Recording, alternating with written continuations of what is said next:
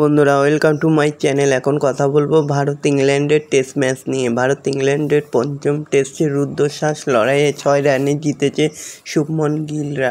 5 wicket নিয়ে ভারতের জয়ের অন্যতম নায়ক হলো মোহাম্মদ সিরাজ। এই টেস্টটি হলো একগুচ্ছ রেকর্ড। দেখে নেওয়া যাক ওভালের দুই দলের লড়াইয়ে কী নজির তৈরি হলো।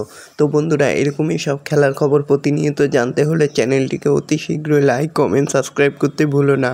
আর বন্ধুদের মধ্যে প্রচুর পরিমাণে শেয়ার করে দাও, যাতে আমার 4000 ঘন্টা ওয়াচ টাইম খুব শীঘ্রই পূর্ণ হয়ে যায়। ইংল্যান্ডের বিরুদ্ধে সিরিজে 23টি উইকেট নিয়েছে সিরাজ। ইংল্যান্ডের বিরুদ্ধে টেস্ট সিরিজে ভারতীয় বোলারদের মধ্যে এটাই সর্বোচ্চ উইকেট প্রাপ্তির নজর। আর নজির 2তে ওভাল টেস্টের প্রথম ইনিংসে সিরাজে 4 উইকেট নেন, দ্বিতীয় ইনিংসে নিয়েছে 5 উইকেট। এশিয়ার প্রথম বোলার হিসাবে ইংল্যান্ডের মাটিতে টেস্ট ক্রিকেটে অন্তত 4 জন ইংরেজ ব্যাটারকে 7 বার করে আউট করার নজির গড়েছেন সিরাজ। তো বন্ধুরা, এটা নেহাতি ছেলে খেলা নয়। সিরাজ তার কাজ দেখিয়ে দিয়েছে। ব্যাটে না হলেও বলে তার চমৎকার দেখিয়ে দিয়েছে।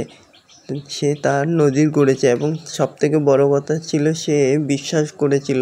সে মোবাইলে বিলিভ লেখা এবং রোনাল্ডো ছবি স্ক্রিনশটে ওয়েলপেপারে রেখে দিয়েছিল। তার বিশ্বাস ছিল যে সিরাজ কিছু করবে এবং সত্যি করেই দেখালো। ওভাল টেস্টের পর বিশ্ব টেস্ট চ্যাম্পিয়নশিপের পয়েন্ট টেবিলেও উন্নতি হয়েছে ভারতের। ম্যাচ শুরুর আগে ভারত ছিল 4র্থ স্থানে, তবে ওভাল টেস্ট জেতার পর এখন ভারতের ঝুলিতে 28 পয়েন্ট, মোট 46.63% পয়েন্ট নিয়ে এখন 3য় স্থানে উঠে এসেছে টিম ইন্ডিয়া।